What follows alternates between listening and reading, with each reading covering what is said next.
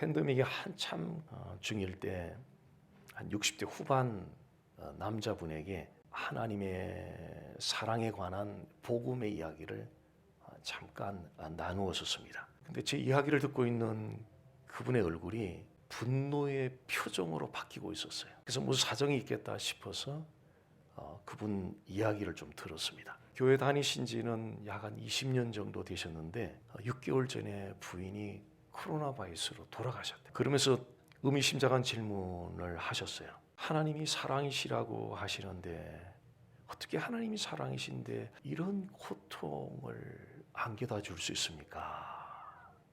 이어서 질문이 저를 굉장히 당혹스럽게 했는데요. 만약 목사님의 사모님이 코로나 바이러스로 돌아가셔도 저에게 하나님은 사랑이시라는 그 이야기를 전할 수 있으시겠어요? 그 질문하는데 정말 당혹스러웠어요.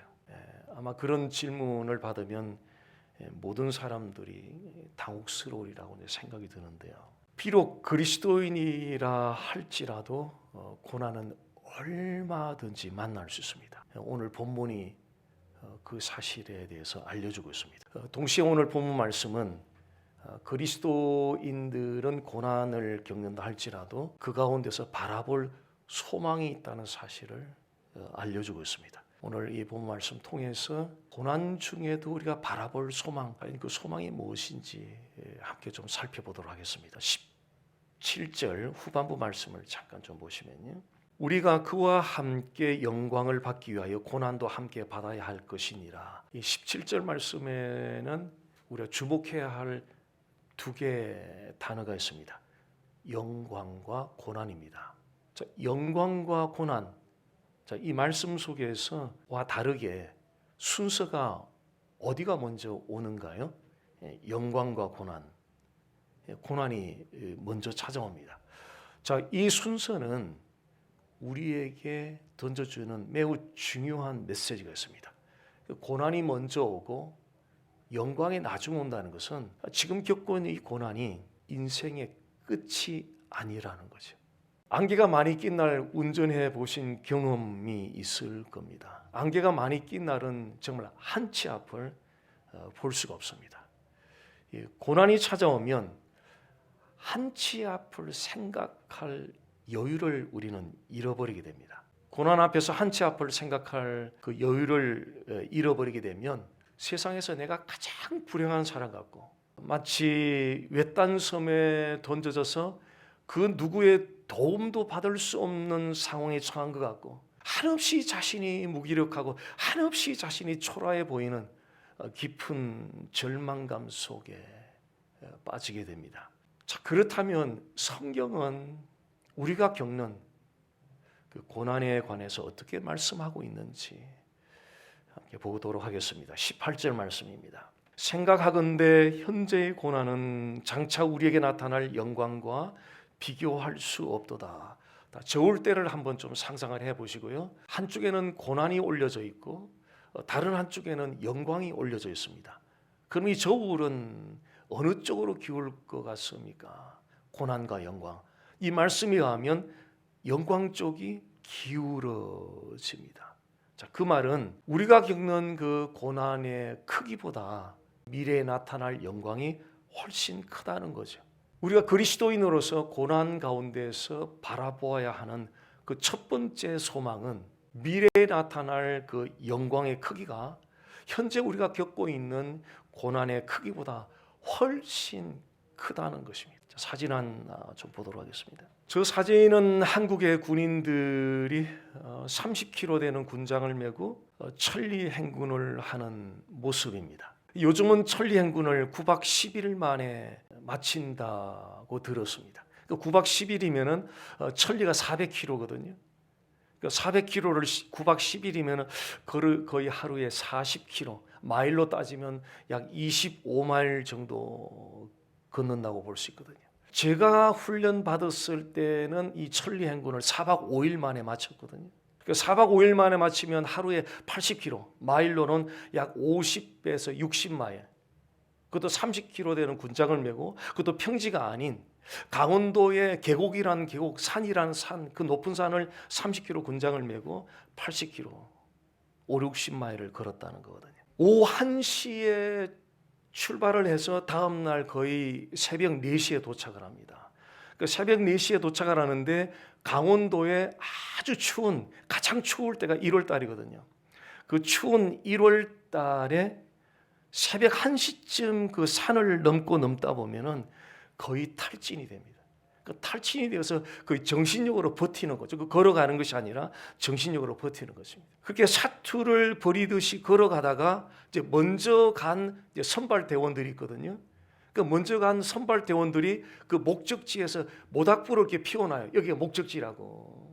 그러면 산 저쪽에서 모닥불을 피운 거리는 멀어도 불빛이 보이거든요. 그리고 그 불빛을 보는 순간에 이 병사들이 함성을 지르면서 힘이 솟는 거예요. 힘이 솟는 거예요. 그 모닥불은 천리 행군을 하던 병사들에게는 희망의 불빛이었습니다. 자, 이 땅에서 고난을 겪는 그리스도인들에게 미래에 나타날 영광을 바라보는 것은 곧 소망의 불빛을 보는 것과 같습니다. 자, 그렇다면 미래에 나타날 이 영광은 과연 무엇일까? 우리의 소망의 불빛이 될 수 있는 미래에 나타날 영광이란 과연 어떤 것일까? 저는 종종 낮 시간에 자동차 안에서 잠깐 잘 때가 있거든요. 왜냐하면 몸이 일단 누우면은 제 시간은 또 자야 되기 때문에 그 시간이 너무 아깝잖아요. 그래서 자동차 안에서 잠깐 이렇게 뒤에 기대고 잘 때가 있는데, 근데 깨어나서 일어나면 기분이 그렇게 상쾌하지는 않아요. 근데 집에서 침대 위에 편안하게 누워서 한 2-3시간 자고 일어나면 굉장히 기분이 상쾌하거든요. 자, 예수님을 믿으면서 이 땅에서 그 예수님을 믿는 믿음으로 말미암아 하나님의 안식과 하나님의 기쁨과 하나님의 평안을 우리는 누리면서 이 땅에 살아갈 수 있습니다. 그런데 이 땅에서 누리는 그 하나님의 안식과 기쁨과 평안은 항상 우리에게 주어지는 것이 아니고 온전하게 우리에게 항상 주어지는 것이 아닙니다. 왜냐하면 우리 안에는 신, 죄가 활동하면서 하나님의 안식과 하나님의 기쁨과 평안을 온전히 누리는 것을 자꾸 방해를 하고 있기 때문에. 그런데 영원히 우리가 살게 되는 그 하나님 나라에는 죄가 전혀 존재하지가 않거든요. 그러니까 죄의 어떤 활동으로 말미암아 방해받을 일이 없기 때문에 그 나라에서는 온전한 하나님의 안식과 하나님의 기쁨과 평안을 누리게 됩니다. 이것이 미래에 나타날 영광입니다. 현재 고난의 크기보다 훨씬 큰 미래에 나타나게 될 영광. 그 영광은 이 땅에서 겪는 우리의 고난의 크기보다 훨씬 크고 훨씬 더 크고요. 훨씬 더 황홀합니다.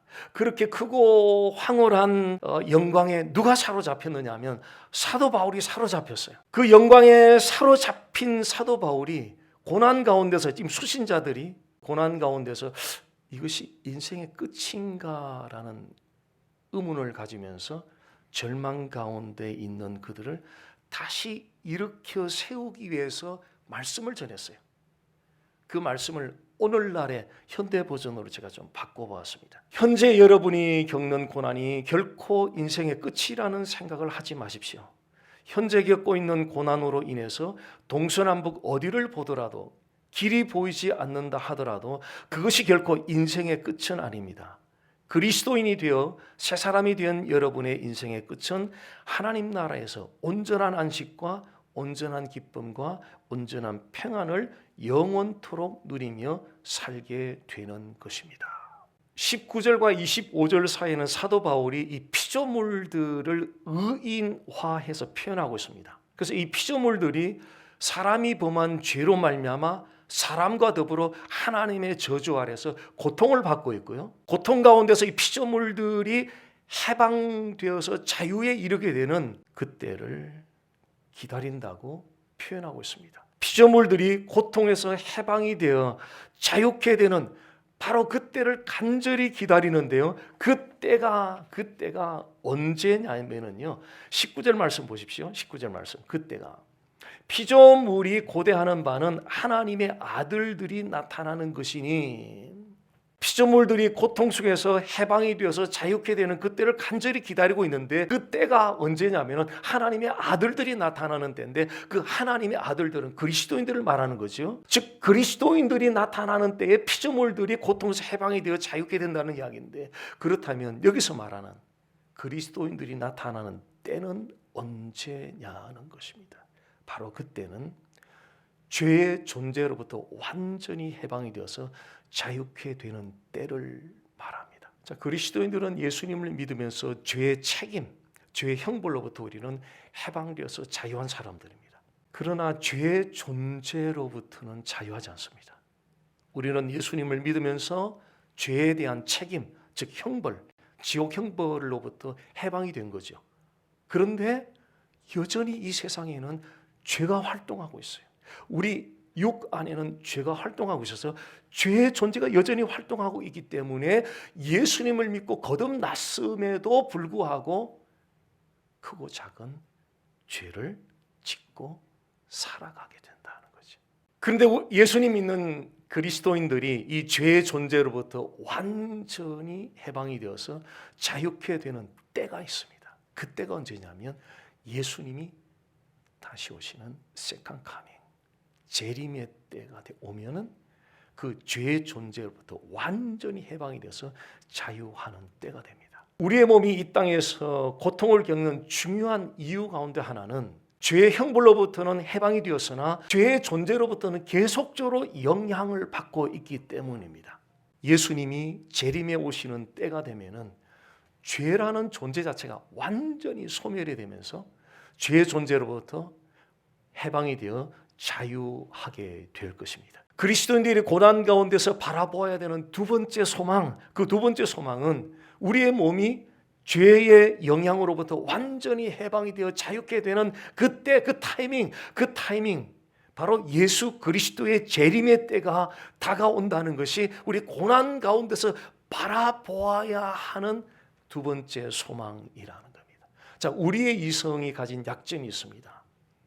그 약점은 내가 눈으로 보고 경험한 것만 믿으려고 하는 약점이 있습니다. 자, 밤이 지나면 밝은 아침이 온다는 것에 대해서 의심하는 사람은 아무도 없을 겁니다. 왜냐하면 우리는 눈으로 보고 직접 경험했기 때문에 그렇습니다. 그런데 그 낮과 밤을 지으신 분이 하나님이시고요. 6일간의 창조 가운데 4일째 날에 하나님이 이 낮과 밤을 구분하여 지으셨고요. 낮과 밤을 지으셨을 뿐 아니라 하나님은 그 낮과 밤을 계속적으로 주관하면서 주기적으로 교차할 수 있도록 주관하고 계신다는 거죠.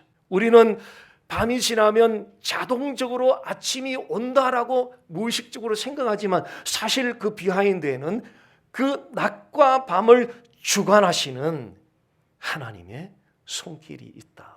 그리스도의 재림도 역시 하나님이 주관하실 겁니다. 그리스도의 탄생도 하나님이 주관하셨고, 그리스도의 십자가 죽으심도 하나님이 주관하셨고, 그리스도께 다시 살아나신 부활도 하나님이 주관하셨고, 승천도 하나님이 주관하셨고, 앞으로 일어나게 되는 그리스도의 재림도 하나님이 주관하게 될 것입니다.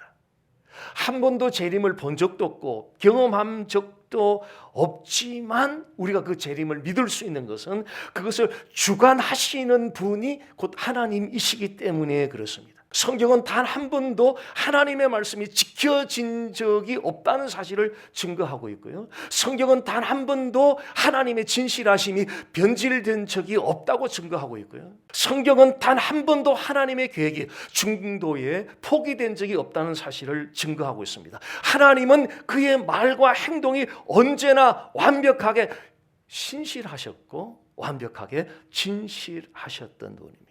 그래서 그리스도의 재림에 관해서 증거하는 그 성경의 증거들을 의심 없이 받아들이고 우리는 믿을 수 있습니다. 그리고 고난을 겪을 때마다 재림에 오시는 그리스도께 대한 그 소망을 끊임없이 주목하고 바라볼 수 있기를 간절히 소망합니다. 기대보다 재림이 더디 온다는 생각을 가질 수도 있어요. 그럼에도 계속적으로 예수 그리스도의 재림을 소망하고 바라보며 참고 기다려야 합니다. 왜냐하면 그 그리스도의 재림은 반드시 초림이 반드시 오셨던 것처럼 예수님의 초림이 창세기 3장 15절에 여자로서 메시아 예수 그리스도를 최초로 계시한 이후에 오랜 세월이 지났음에도 불구하고 예수 그리스도는 오셨던 것처럼 예수님의 재림 또한 반드시 오실 것이라는 거죠. 그리고 그분이 다시 오시는 때가 되면 우리의 몸과 영혼이 완전히 해방이 되어서 자유케 될 것이기 때문에 그분의 다시 오심이 혹 드디 온다는 생각이 든다 할지라도 계속적으로 고난 속에 있을 때마다 계속적으로 다시 오실 그분에 대한 소망을 가지고 참고 기다릴 수 있기를 간절히 원합니다. 우리가 고난 가운데서 바라보아야 되는 소망, 첫 번째는 영광이고요. 미래에 나타날 영광이고, 두 번째는 그리스도께서 다시 나타나실 재림입니다. 이것은 영광과 재림은 다 미래에 일어날 일들입니다. 자, 사도 바울이 마지막으로 우리가 고난 가운데 바라보아야 되는 그 소망은 지금 현재, 앞에 첫 번째 영광과 재림은 앞으로 일어날 일들인데 우리가 고난을 겪고는 지금 현재 우리가 바라봐야 할 소망 한 가지를 말하고 있는데 그것은 성령님께서 우리의 연약한 기도를 도우신다는 것입니다. 대단히 중요한 사실인데요. 진리가 그렇거든요. 진리가 소화가 안 되면 그는 진리가 그 사람과는 사실 상관이 없는 거거든요. 우리의 기독교의 품격과 기독교의 수준은 그 진리가 여기에 아는 것이 얼마나 되느냐는 여기에 척도가 있는 것이 아니라 정말 기독교의 품격과 수준은 그 진리가 머리로부터 내려와서 가슴을 관통해서 고백이 되고 테이스트 막 하나님이 맛봐지는 거예요. 그 맛본 이야기 좀 듣고 싶은 거죠. 맛본 이야기 함께 나누고 싶은 거죠. 성령께서 우리의 연약한 기도를 도우신다는 그 사실이, 그 팩트가 정말 테이스트만 될 수 있다면, 맛볼 수만 있다면, 진짜 가슴을 관통하는, 그래, 내가 이렇게 힘들지만 기도도 제대로 할 줄 모르지만 연약한 나를 위해서 누가, 성령이 24시간 나를 돕고 계신다. 이거 엄청난 위로입니다. 성령님 우리가 고난 가운데 있을 때 우리의 기도를 어떻게 돕는지 함께 살펴보겠습니다. 8장 26절 27절 말씀입니다. 이와 같이 성령도 우리의 연약함을 도우시나니 우리는 마땅히 기도할 바를 알지 못하나 오직 성령이 말할 수 없는 탄식으로 우리를 위하여 친히 간구하시느니라. 마음을 살피시는 이가 성령의 생각을 아시나니 이는 성령이 하나님의 뜻대로 성도를 위하여 간구하심이니라. 성령님께서 우리가 고난 가운데 있을 때 우리의 연약한 기도를 중보로 기도하며 도우신다고 말씀하고 있습니다. 고난 가운데 계실 때 어떠시던가요? 하나님 뜻을 분별해야 되는데 제 경험으로는 고난 가운데 있을 때 하나님 뜻 분별하기가 정말 힘들어요. 힘들다 보니까 하나님의 뜻을 분별할 냉철함을 유지하기가 굉장히 어려워요. 무너져 버리니까, 힘드니까. 따라서 하나님 뜻대로 기도한다는 사실도 굉장히 어려운 일이죠. 이렇게 고난 가운데 하나님 뜻을 분별하기 어렵고 하나님 뜻대로 기도하기 어려운 이유 가운데 하나는 어려우니까 힘드니까 마치 고아처럼, 고아 같은 생각을 하는 거죠. 나 홀로라는 생각에 사로잡혀 버리는 거예요. 형통할 때는 하나님 함께 하신다는 말을 하기가 길고 어렵지가 않습니다. 근데 고난 가운데 처하면 하나님은 떠나고 나만 홀로, 나 홀로 남았다는 생각, 착각에 빠지게 됩니다. 하나님은 떠나고 나만 남았다. 사람들이 아기를 가진 산모를 보면 홀몸이 아니라 그래요. 맞죠? 아기를 가졌으니까 홀몸이 아니죠. 그리스도인들의 마음 안에는 성령님이 내주하고 계신 거죠. 거주하고 계신 거죠. 그리고 거주하시는 성령님이 항상 함께 하는 거죠. 그래서 그리스도인들은 어떤 고난 가운데 처한다 할지라도 그리스도인들은 홀몸이 아닌 거죠. 맞죠? 홀몸이 아니에요. 우리 안에 거주하는 그 성령님은 우리가 일어났을 때도 우리 안에 계시고, 우리가 걸어갈 때도 우리 안에 계시고, 음식을 먹을 때도 우리 안에 계시고, 일할 때도 우리 안에 계시고, 웃을 때도 우리 안에 계시고, 눈물을 흘리고 있는 중에도 우리 안에 계시고, 진로가 막히는 그런 답답한 상황 가운데도 여전히 성령님은 우리 안에 계시고, 몸이 아플 때도 우리 안에 계시고 자신감을 잃어버려서 세상에서 제일 못난 사람이 나라는 생각을 가지는 그런 순간에도 자 이런 말로 표현 안 하지만은요 이런 감정을 느끼는 때가 한두 번이 아니실 자신감을 잃어버리다 보니까 가장 세상에서 못난 사람이 나 같은 생각 그런 생각에 빠질 때라도 성령님은 여전히 어디에 우리 안에 계신다는 거죠. 나 홀로라는 생각은 성령님이 주시는 생각은 아닙니다. 이것은 마귀가 우리를 무너뜨리기 위해서 속삭이는 속임수입니다. 속임수인 이유는 그것이 사실이 아니기 때문에 결코 성령님은 우리를 고아처럼 버려두시는 분이 아닙니다. 따라서 나 홀로라는 생각이 들어올 때마다 성령의 능력을 힘입고 예수의 이름으로 명령하셔야 돼요. 성령의 능력을 입고 예수의 이름으로 명령을 해야 돼요. 마귀가 가장 두려워하는 것은 바로 그 이름, 예수 그리스도의 이름이거든요. 왜냐하면 2000년 전에 갈보리산 전투에서 마귀는 철저하게 예수의 이름 앞에 패배를 당했거든요. 십자가로 죽으시고 십자가로 승리하셨느니라. 2000년 전에 갈보리산 전투에서 철저하게 패배를 당했기 때문에 그 이름, 예수의 이름을 마귀는 가장 두려워해요. 가장 두려워해요. 성령의 능력을 입고 예수님의 이름으로 나 홀로라는 마귀의 속삭임을 물리치면 성령께서 우리의 연약한 기도를 중보로 도우시는 그 도우심을 우리는 풍성하게 경험할 수가 있어요. 연약할 때는 무엇을 위해서 기도해야 될지, 어떻게 기도해야 될지 정말 몰라요. 생각도 안 나고요.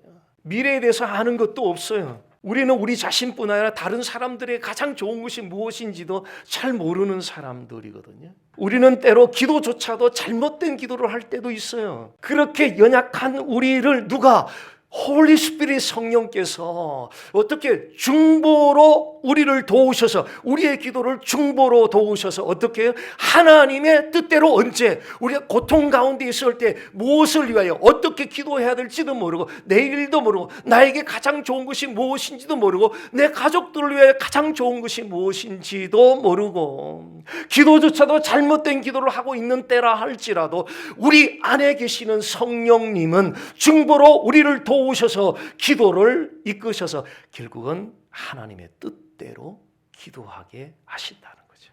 고난 가운데서 어떻게 무엇을 기도해야 할지 모르겠습니까? 그런 순간이 찾아올 때마다 연약한 우리의 기도를 중보로 도우시는 성령님을 상기시키십시오. 성령님은 슬렁슬렁 피상적으로 모양만 내면서 우리를 돕는 분이 절대 아니에요.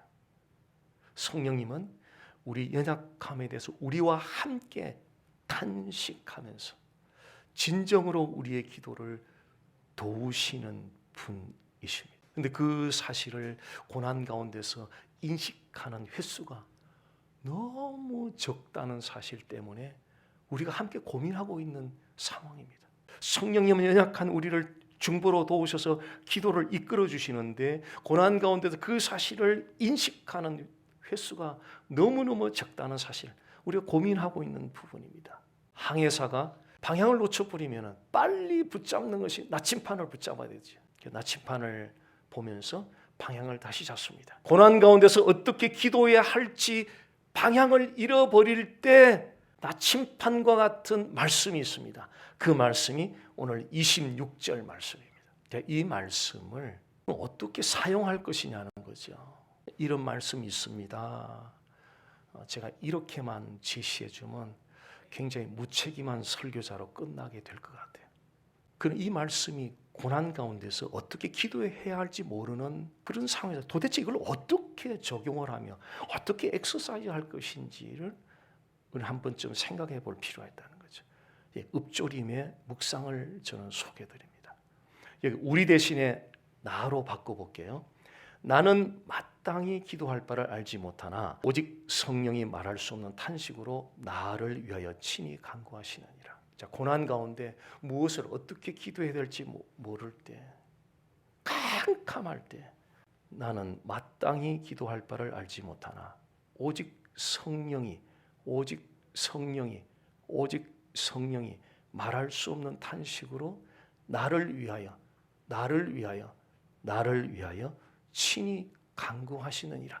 말씀이 머리에서 스며 내려와서 혈관 속으로 우리 내면으로 스며 들어가게 하는 작업이죠. 나는 마땅히 기도할 바를 알지 못하나 나는 마땅히 기도할 바를 알지 못하나 오직 성령이